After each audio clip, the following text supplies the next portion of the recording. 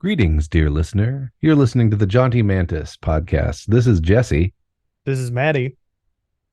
and we are presenting to you today a special bonus episode. True Why? story. Yeah, why do we do these?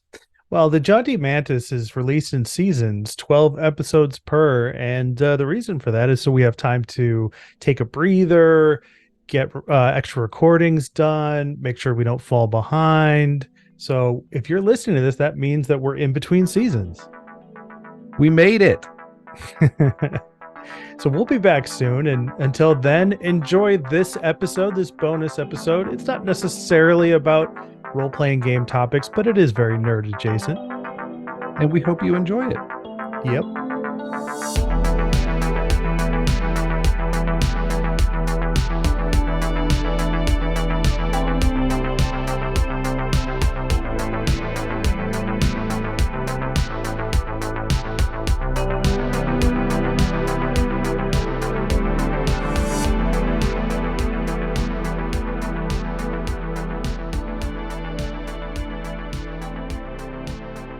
Tonight, on a very special episode of Jaunty Mantis. Hi, I'm Jesse, Hi, I'm Maddie. and we are the Jaunty Mantis. Both of I- us, one conglomerate of beings in a single mantid form. That's right. And we're dressed in our best and ready to go out on the town, but not really. We're here in front of each other on Zoom talking about tabletop role playing games. And we're also unfortunately the male mantis, so we're just trying to get ahead, if you Yeah. know what I mean. We're just trying not to get eaten. Yeah, yeah. Jesse, I have a question for you because this is a podcast full of creative questions for curious gamers. Oh, a question. Yeah. Fire away. I was wondering if you could go over, or both of us, explaining, like, I don't know, what's the best way to phrase this? Basically, how do you explain a rule system to your player base? And I think that the reason why this is a great topic for us is because recently we played the second session of your Rifts game, which involves a much different rules set with, some key crossover with Dungeons and Dragons. But it was a new system, new book, new game experience. And you and I say on John T. Mantis frequently that like a game is more than its mechanics. It's more than its rules. It's also how you play it. And so I was wondering if we could do that, like just go over what are some ways to help explain a rule system, because I think you're pretty good at this in general, but I think where you really shine is you have experience as, a teacher, so you know how to be patient and look for key moments and capitalize on, the group individually and together. So I was hoping we could go more into that. Does that work? Yeah, So that to works for set me. set set the stage, we started playing Rifts. We had our first combat, and combat took all session. I don't know how long that combat was because it was enjoyable, but I also remember there being parts of frustration on my part, and not with you or the game, the session, but more of the system in itself. Because I was like, "Fuck, I forgot about this," and then went and started looking it up in the PDF, and whatnot. So I know that there was slow elements, but it didn't feel like a bad experience. Would you agree with that? Like there was parts where it slowed down for each person as we're figuring it out, Yeah, but it wasn't a bad experience. yep, yep. Yeah, no, I thought it went as okay. There's a couple things I did wrong and a couple questions I can answer about that, but I won't do that here. Um, Fair enough. so how do you teach rules to a new person? Uh, you don't. Thank you. Get out there, play some fucking RPGs and shit. No, I There it think is.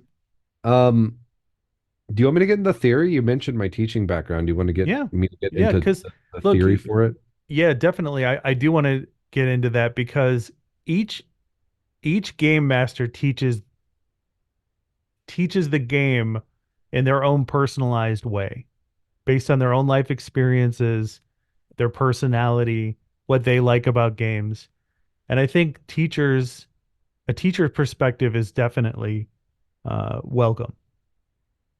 Okay. Well, then I will start with one of the things I use as a teacher or used as a teacher. I don't actually teach so much professionally anymore. But I still use it in analysis and curriculum design is this thing called Bloom's taxonomy. Have I ever talked to you about Bloom's taxonomy before? You have, but repeat it for the John T. Mantis listeners. Okay, so Bloom's taxonomy basically categorizes thinking skills into like a pyramid that each stage supports the next level of the pyramid. And the pyramid is, and this works better with a visual, so maybe we can throw one into the show notes or something if in case you're curious. But the bottom tier is like remember. Hmm. So the bottom tier of thinking is remember a skill. So in the case of our Rifts game, remembering where your character sheet has that bonus, Hmm. right? The next level is understand, which would be what are the things that draw together to get that bonus to hit. The next level is apply. How do I calculate that bonus myself? What skills can I take? Analyze. Is there a better way for me to get a higher bonus? Evaluate which is the optimal choice of all these different skill packages in order to get me there. And then create. I'm going to, make a badass combat character. Hmm. Right. So remember, if you remember something that leads to understanding it, which once you remember and understand it, you can apply it. Once you can apply it, you can analyze it. Once you can analyze it, you can evaluate it. And once you can evaluate it, you can create something new. The Hmm. goal then would be in teaching an RPG mechanic to take someone from remember to create, Okay, stepping up that pyramid every way. And you usually, when you're presenting a lesson or teaching, you don't want to jump from remember to analyze. gotcha. If we've just hit the remember level, I'm not going to ask you to figure out like what's the optimal skill package, like or Hmm. evaluate what's the optimal skill package you got. Like, why didn't you take boxing? Well, you have to to answer that question, you have to remember that boxing grants you an additional attack and all these other things, and then you have to be like, and that would make my character better, and blah blah blah blah blah blah blah, so Right. on and so forth. Whereas with my character, I didn't take boxing because I didn't understand. I remember you saying like, "Hey, everybody, make sure you take boxing. It's very useful." And I really appreciated that, even though I didn't follow your advice, but I really appreciated you putting that out there. And I think that that's a clever trick when you're teaching a system to players is like, it's like a little gimme, it's a little piece of candy. It's like, oh, by the way, this is very useful. Consider taking it. And the reason why I didn't take boxing is because I took martial arts, and I was like, well, I don't need boxing. I got martial arts, not realizing uh, or forgetting the part that you had added. So that's on me. That's not on you. Thanks. um So that's one way to think about it. Like, obviously, I'm not, when I'm teaching an RPG, I don't have a formalized lesson plan with Hmm. activities that step through that. But what I would do in each level, and I sort of do this by default, here's some other theory for you. There was this guy called Vygotsky. Hmm. He was a psychologist, and he came up with this idea of the zones of proximal development. Okay. Okay. And basically, what you should do to imagine this is a series of concentric circles, each one getting bigger. So in the center is basically that is the things that you can already do, right? Outside that is the circle of the things you can do with help. Hmm. And then outside that is the things you cannot do yet. Hmm. So that circle of things you can do with help is the zone of proximal development. In lingo, they Gotcha. call that Z plus one. So yeah, the zone of proximal development is basically where a lot of people imagine learning happens. Gotcha. You do something with help, and that goes into my approach. Okay. So what I was doing when I was trying to figure out your bonus, I was trying to be like, hey, can you tell me, do you have a bonus from your a weapon proficiency in that? Does that grant you a bonus? I was just asking you questions to get you to remember and understand, where is this on my character sheet? Where is this on my character sheet? Where is this on my character sheet? And that's the first step. I'm helping you get to the point where that is inside the things you can do. Hmm. Look those up. Because the thing about Rifts, though it is a very terribly indexed book, as we have mentioned many times on the podcast, once you figure out like the couple exceptions and you know where to look, it's not actually difficult. Right. Yeah, I Um, stand behind that. there's some things to wrap your head around that are very different from D&D that D&D gives you bad habits for in Rifts. Like, Like what? um, well, the attacks per melee, thinking of melee as only being up close and personal, like Hmm. the number of attacks that you get from your hand-to-hand skill plus boxing, plus two for being a juicer. Uh, like basically that's the number of actions you take in a combat round. Hmm. It's not just like I've got six attacks, attack. That's like all your actions. Right. Anything is an action. And this was clarified when I finally found the subsection because I was like, wait, shit, I think somebody doesn't have any hand-to-hand combat skill. I'm like, there has to be a rule for this. I'm like, oh yes, there is. They have one attack per melee round and two non-combat actions. And a non-combat action is classified as, give me an example of a non-combat action. Hiding, Okay.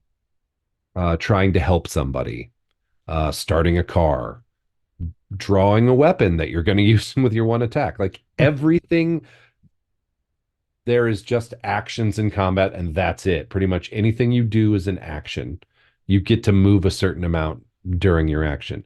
And for you, actually, this was insane because I realized your speed was just the base speed. You actually had a higher speed rating for your character. Oh, So recalculating your speed based on all your skills and stuff, your speed is actually 86, which oh, means that you can move 430 yards in 15 seconds, which gotcha. is, yeah, four and a third football fields in 15 seconds. Yeah, I thought it was ridiculous before you adjusted it. Yeah. Yeah. You had 26 more speed than the just 60 you got for being a juicer, which Gotcha. basically, when I broke that down using the math to yards per action, so you have 7 actions in combat. Each time you do one of those actions, you can move a paltry 86 yards. That's hilarious. Yeah, you're very fast. Very, very fast. Yeah, I do stand behind the idea that Rifts is not a difficult system. The part the parts that bother me is it is everything we just said. Like it is a terribly organized system. It is a problematic system in the way that it's detailed and explained. There are things that, like my gun has two different settings for using it to shoot a laser. And it says you can shoot the laser that's like 2D4 or you can shoot the laser that's 4D4. And I'm sitting there going, I'm like scouring over this. What's the difference between the two? Like, does the 4D4 use up more from the clip? And if so, how much? Is it because like armor like Glitter Boy or whatever are resistant to lasers and maybe a That's different actually the frequency? answer. That is the answer, yes, because I looked it Yeah. up. Yeah. And I would have appreciated that in the actual weapon description, or at least a notation to where I could find that in a general category of like, this is what these mean. If they were like, it's 2D4 or 44 because of frequency, because of armor, or however you need to organize it. Like, and there's a lot of little things like that in Rifts, which kind of makes it frustratingly difficult to get through, in my opinion. The rest of it, once you start picking it up, you're like, oh, it actually does make a lot more sense that if you have 7 attacks, to not just sit there and go first attack, second attack, third attack, fourth attack, and so on and so forth, which is like you said, which is what you do in D&D. It's actually way better to be like, well, you have a total of 7 attacks this round.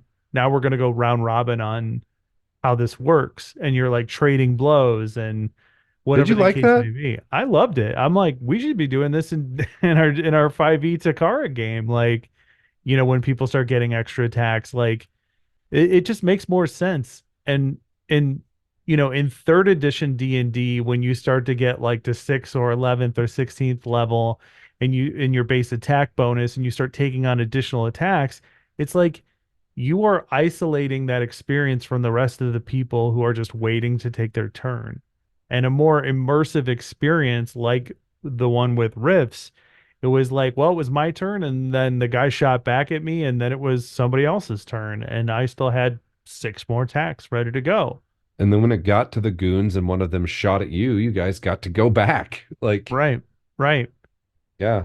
It's a more dynamic combat experience, one that I definitely appreciate and prefer to attack, attack, attack, attack, attack. Okay, I'm done. I'm gonna wait for my next turn.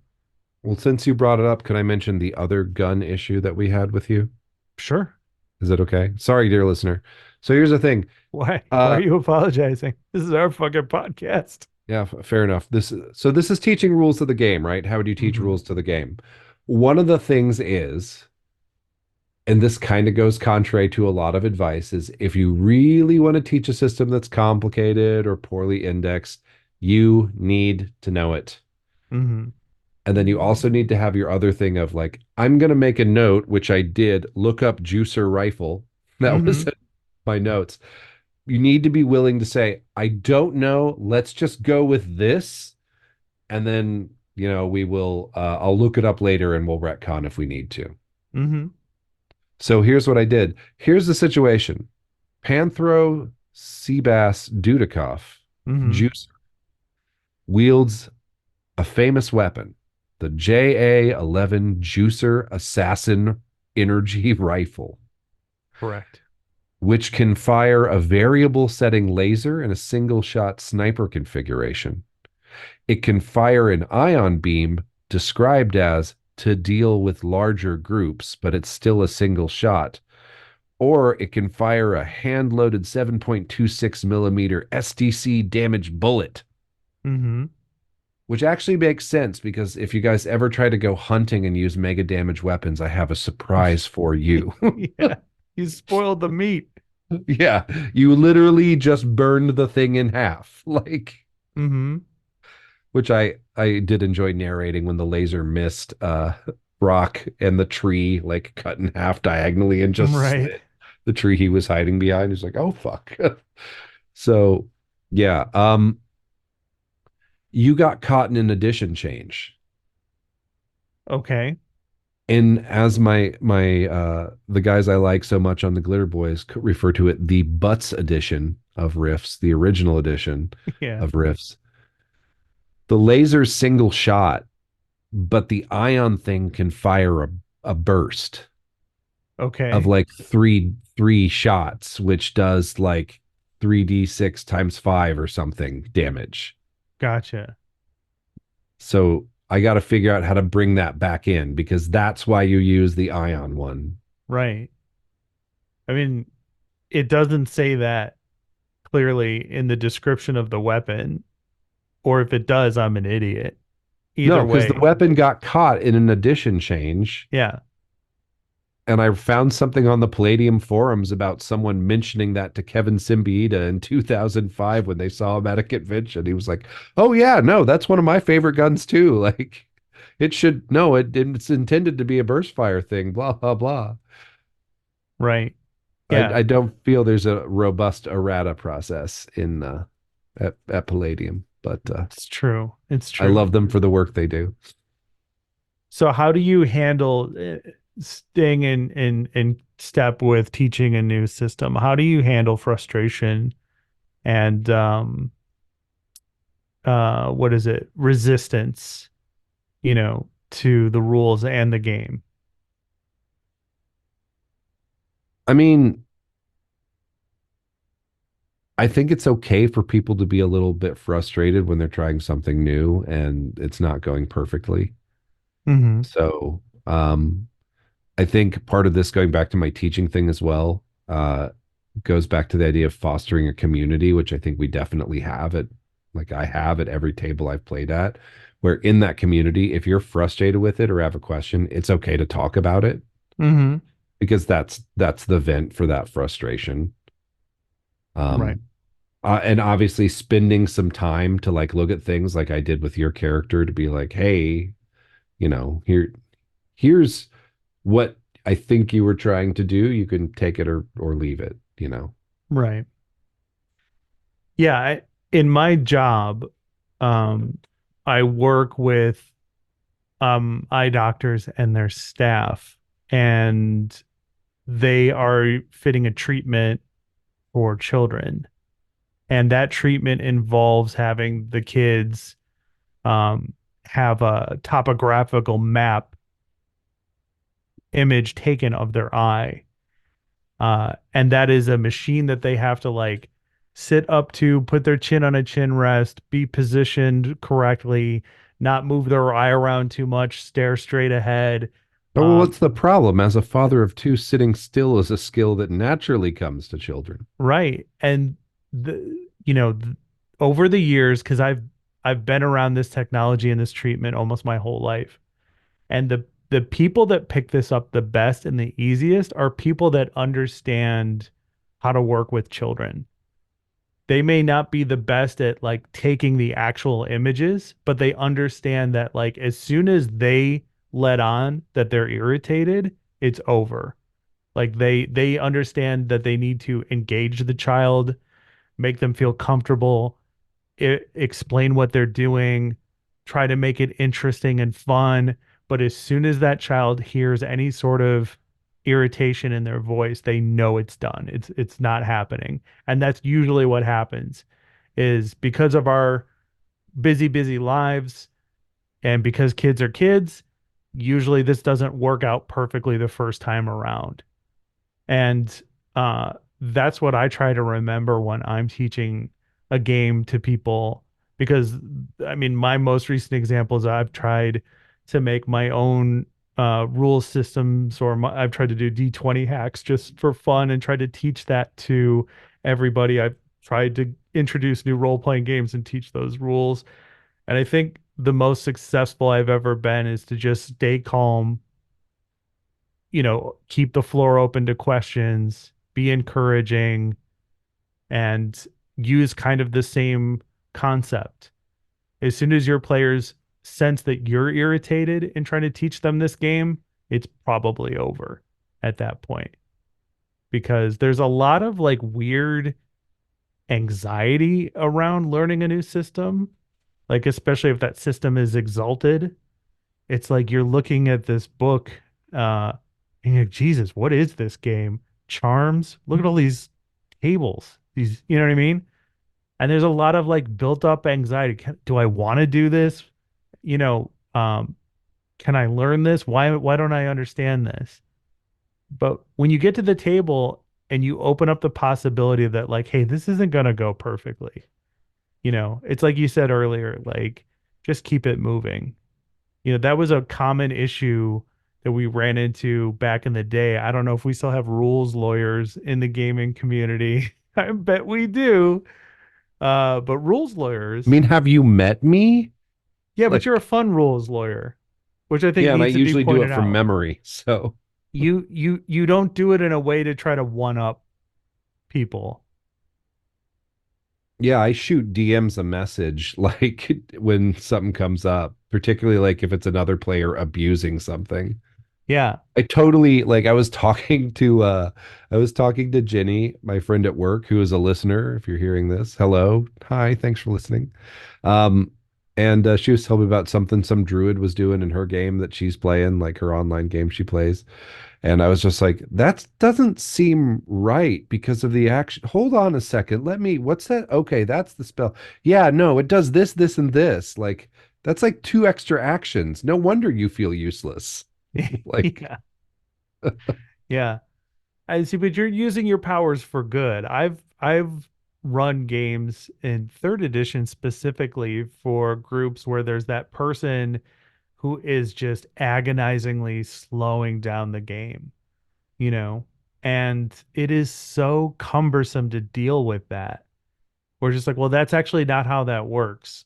Okay, well, we're right in the middle of something. Yeah, you have it wrong. It actually works this way, this way, this way, and this way. And I think, like, jokingly, you had, you know, created a t-shirt that says, because I'm the fucking GM, that's why. Oh no, I wrote it on my bare chest in Oh, okay, there you go. dry erase marker and then like ripped my shirt open at the table. Yeah.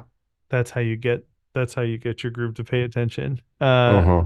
But yeah, that's, I think when you're trying to teach a new game to your players, start small as well. Would you agree with that? Like, I hope if I did anything right in that Rifts game that I did that because you did a lot of things right. I was working contrary to my instinct, which is like one of the things too, going back to being a teacher, the worst thing you can ever do is like, I'm teaching it this way because that's how I learned it. Mm-hmm. Like, I don't know if you know this. I feel like you might, but human brains are pretty complex and all very different from one another. Mm-hmm. And so what works for you doesn't work for everybody. Um, so I tend to front load the information. We have a board game night. I'm going to be the guy that like was like, just hand me the rule book. Don't explain things to me. Because I want to come in prepared. I have another Mm-hmm. weird theory point about this, but I'll finish this point before I make that. Uh, I was working contrary to my instinct, which was to explain, okay, we're going to go into a combat, and combat, everything does this, everything does this, everything does this. I was like, I'm just going to say, initiative works like this. Everybody roll. Here's initiative. Okay, it's your turn. You have all these. We figure out how many attacks you have. You get to do kind of one thing. It might cost more than one action. What do you want to do? Okay, here's what's going to happen. Like the first thing that happened was the fire breath, Mm-hmm. right? I was like, okay, you don't need to roll to hit with this. Right. It's like a spell because it's dragon fire. I'm going to roll to try and save. I failed. Did I tell him what I was rolling? No. Didn't need to know. Just I failed. That works as a binary condition. Roll damage. Mm-hmm. Yeah, for the audience, we had a player character. It was a dragon, and he wanted to breathe fire. And Jesse just got to the point of what was happening without over embellishing the rules, the details, or how these things worked. It's like, players are there for their thing in that moment, and that's what you need to focus on. I think when you try to teach a new system. It's like, let's just focus on what we're doing right now. What is this? What do you need to understand? Can you Yep. think of a system that's very difficult to teach or difficult to play? I mean, yeah, but uh I can't remember the name of it. It's this like post-apocalyptic survival game from the 80s that I heard the guys on the Grognard Files talk about. That sounds like you would need a personal computer to run matrices to play it. Like the best character option is to be a 50-year-old like submariner. Because of the way skills Just like in like real life. in the post-apocalypse, like you're just like, because I have all these skills, like I knew how to work on a submarine, blah blah blah. Yeah. Um, but no, these days, I mean, at the level of proficiency that I feel I run a game with, no. Hmm. How about you? I would have put D&D third edition in that category if you are starting with character creation. And people don't like to do math, is my experience. So go ahead. I see you want to say something. Go ahead. Yeah, so this is the thing. If I had to think of anything from 3.5 that would catch people up, it was skills. Mm-hmm. And I think if I remember the way that you just describe it is like you have this many skill points, forget that, divide that by four. Mm-hmm. Okay. What is that number of skill points divided by four? Okay. You see where it says ranks on your character sheet? and you see this list of class skills, that number divided by 4 is 8. Pick the 8 that are most interesting to you and just write a 4 for ranks. Right. So what Jesse is doing right now is that the way this works in I assume Pathfinder as well, considering It, Pathfinder is based off of 3.x First D&D. it did, 2E I can't confirm. So in 3.5 D&D, you choose skills and you have skill points. You invest those skill points into those skills as ranks. You can invest a certain number of ranks. And then when you go to roll a skill, you add your relevant ability modifier like strength. So if you have a high strength and you have a +3 in strength, you add that. And then you add the number of ranks that you invested in this skill. Every skill, depending on the level, has a max number of ranks, which at first level, if it's a class skill for you, a skill that is common to your character class, it is 4 ranks.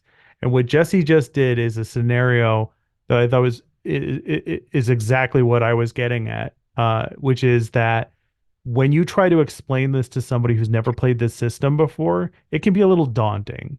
And what he did is just simplified it by saying, like, put 4 in the following number of skills. Like, you don't need to sit there and go, well, how good at this do I want to be? Just make it more binary. And I think that that's another great kind of point for teaching a new system to your players is, present a binary option. You can do this or you can do that. Would you agree? Yeah, and I think going back to what I said about Blooms and ZPD earlier, Mm-hmm. that I'm going to go to my weird theory point here. Go for it. One of the things we talked about with language teaching was this concept called language ego, which is how you saw yourself as a speaker of the language. It influenced the rate at which you learned. It influenced the level of frustration you might reach. When you plateau in your proficiency of learning a second language or a foreign language, it influenced how hard you were willing to work on pronunciation. Mm-hmm. Right.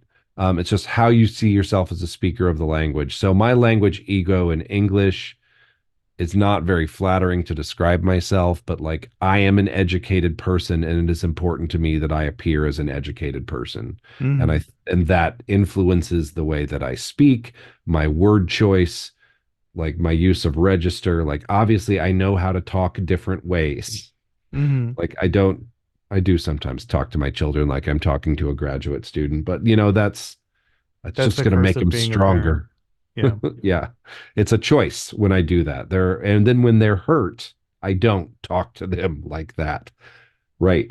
Um, as an aside, when you learn a foreign language, if you have that language ego of like, I'm good with words, I can express myself really fluently. And like, I have a large vocabulary that I can use to communicate a lot of nuance in my meaning. And then you're trying to learn a second language where you can't, um, it's really frustrating. Mm-hmm. Uh, so I wonder if in learning a game, if there could be something like a game ego. Okay. Interesting. Because my game ego would be like, I am a person who thinks that the rules matter, the rules are important, it's worth your time to devote the rules. I want to be knowledgeable of the rules, and I want other people to know I'm knowledgeable of the rules. That's Mm-hmm. my game ego. So when you pitch a new game to me, I've already read the rules in the combat section and character creation when I show up to the table. Interesting. But not everybody does. Yeah. And so when you do that basic pitch, for the person that's never going to do that, you've given them a bite-sized chunk that they can understand. Mm-hmm. Mm-hmm. Remember, understand. You've gotten them there.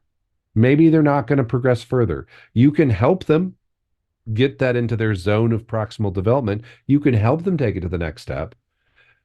It's also going to provide a useful tool for the person that has that game ego that wants to do something else. Mm-hmm. That is the kind of person that really wants to get system mastery. Because I will say this on Rifts, system mastery is possible and it's pretty rewarding. Mm-hmm. And I don't know if people learning the game in their 40s have the time to do it, but uh, like it's possible. It's the same thing with Exalted. Mm-hmm. So what are some other game egos? If yours is a rules and systems, game ego. What do you think mine is?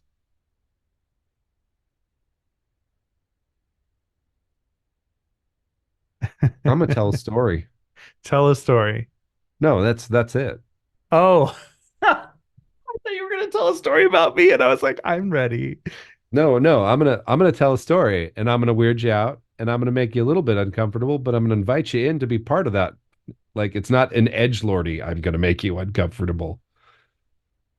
Okay.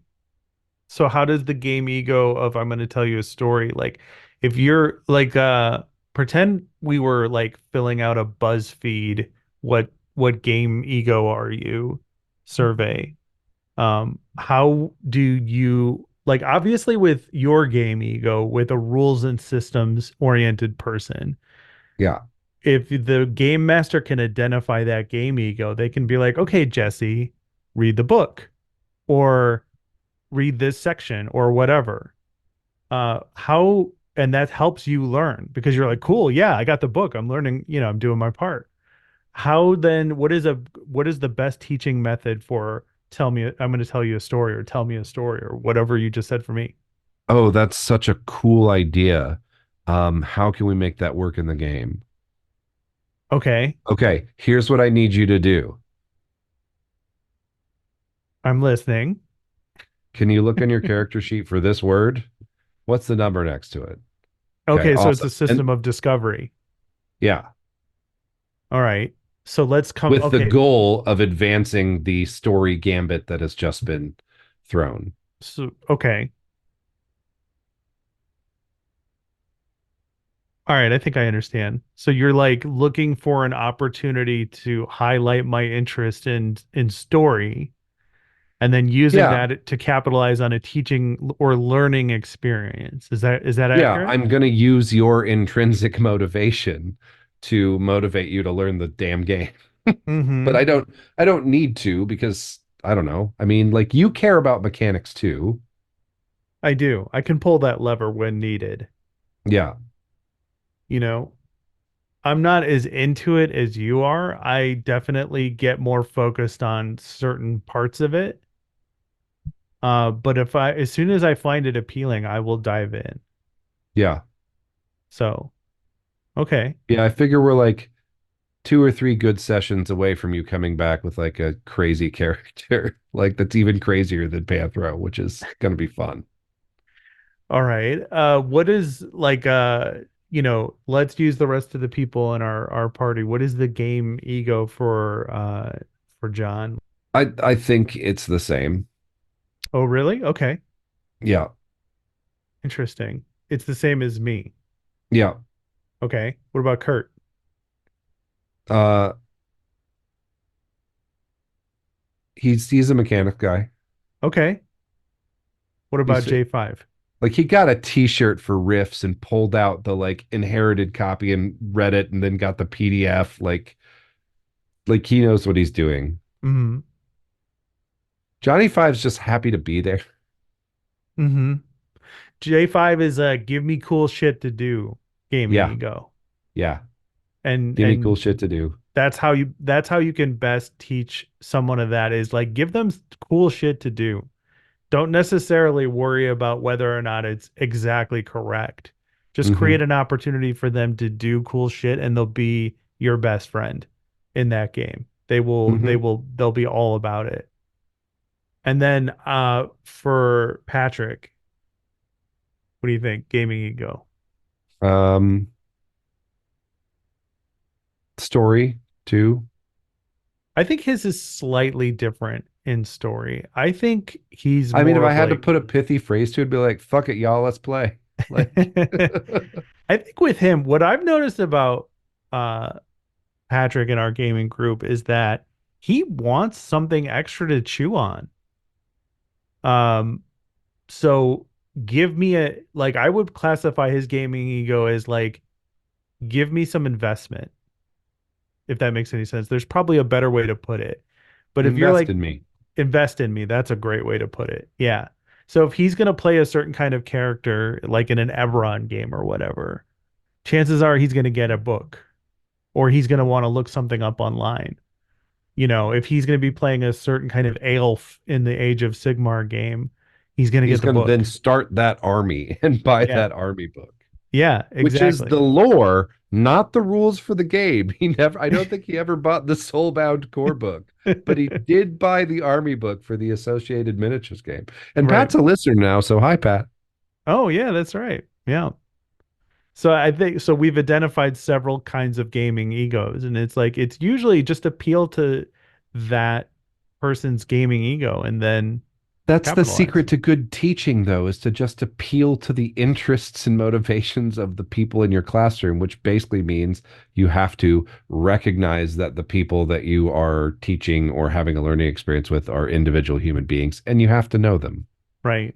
So what is a good way to identify gaming egos? I think I saw this advice, and I wish I would have seen it not the day after we did our session zero for Rifts, but it was like a campaign prep advice. And I wish I could remember whose it was because I'd love to credit them. It was great.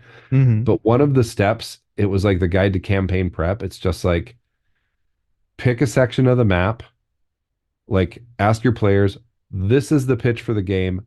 What interests you about playing in a world like this? Hmm. Okay, this is the area of the map. Here's a very brief description. What interests you about this section of the world? Okay, cool.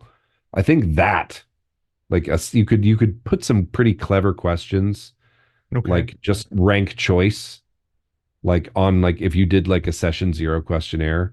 When we play this game, it is most important for me to like rank these statements from 1 to 5. Hmm. Like, I want to master the system or I want to master the mechanics. Hmm. I want to tell an excellent story. I want my character to face unique challenges.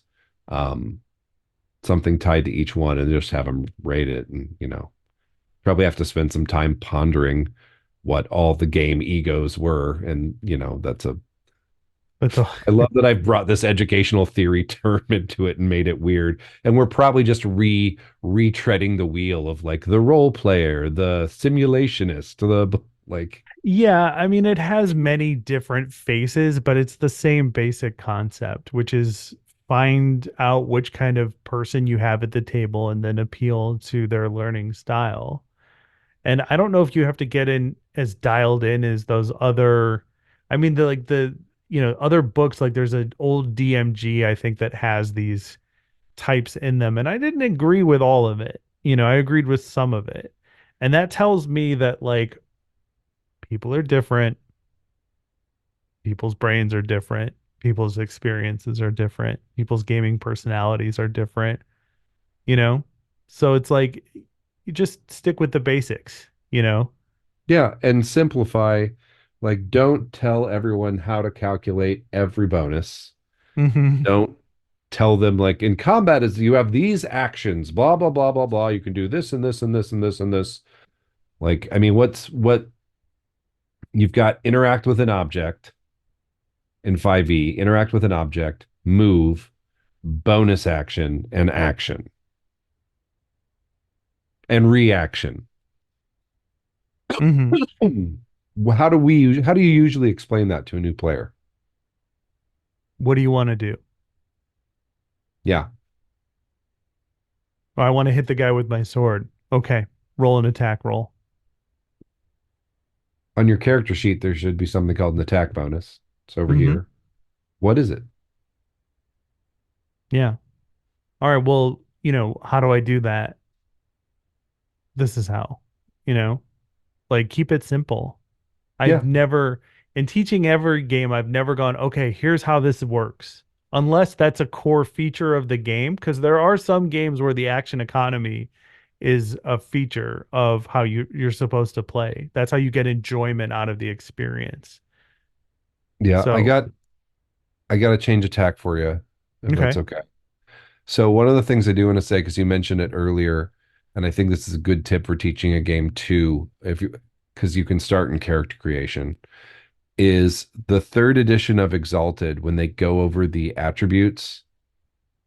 like, or your abilities. What are they called? Abilities, attributes. I forget. I've got too many games in my head. Yeah. But the ones that just represent your raw talent without any training, skill, or blah, blah, blah. Like in the description of each one, big bold letters right next to the word, this is useful in combat. Mm-hmm. And then skills, same thing. This skill is useful in combat. Right. And one of the things they did with the Exalted Essence edition, the quicker playing version, is they just said, hey, you want to make a character super fast? Here are the main character archetypes: priest, warrior, savant, blah, blah, blah, blah, blah, blah. Okay. For a soul, you want to be a solar exalted that's a warrior type? Take these four charms. Mm-hmm. Yep. Yep. I think you just hit on another thing that we've mentioned in the past, which is if you want to teach a new game, maybe you do pre-generated characters Yep. instead of forcing character creation, because that can kind of be laborious if your players are not reading the book themselves. And that would be an Or easy you way to sit do down that. with them and say, okay, these are the things you're going to write down. Here you have a choice. I think I would recommend you take this. Hmm. Yeah, I wonder if that would be a better way to do most things is to offer a suggestion. Yep.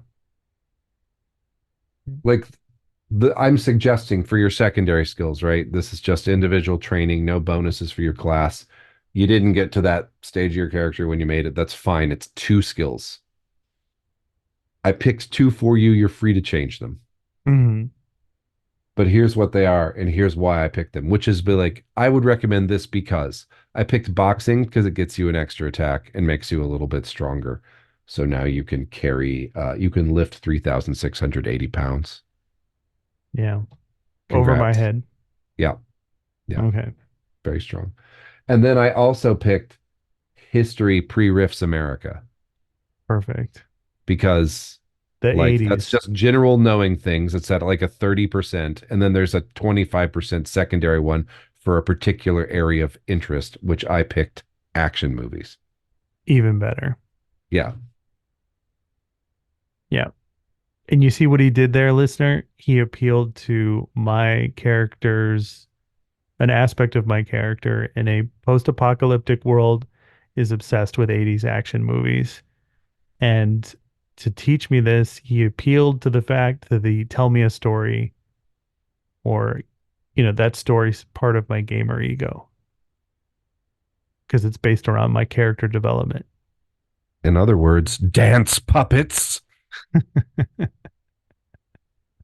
I don't care about the secondary skills until he said that last part.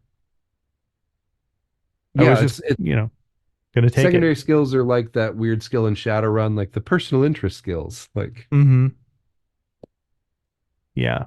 And in Shadowrun, you just make them up off the top of your head, yeah, like underground dwarven death metal. I had a no otaku private detective who a PI whose basically secondary skill was film noir movies. Hmm. Yep, He yep, was yep. an elf who wore like a fedora. Yeah, Right on. yeah. Anything to wrap us up on teaching a new system, gamer ego, anything, any of the other things we talked about? Let's do a quick summary. Simplify it as much as you can. Hmm. Make recommendations at character creation. Don't feel in the first session that you need to explain the why of everything because you want to work up blooms. Start with the where, Hmm. and then you can work on the why. But first, here's what you do. Remember this. Look at this place, roll this dice, add this. Okay, Yeah. cool. And I would add set the tone by keeping your cool. Yep. Be that chill rock they can depend on. Don't don't let your players see you getting irritated. Just be cool with it. When somebody makes a mistake or gets frustrated, roll with it.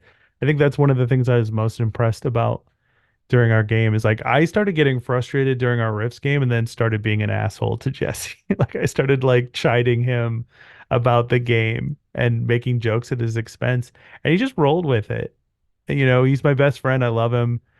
We have that kind of rapport.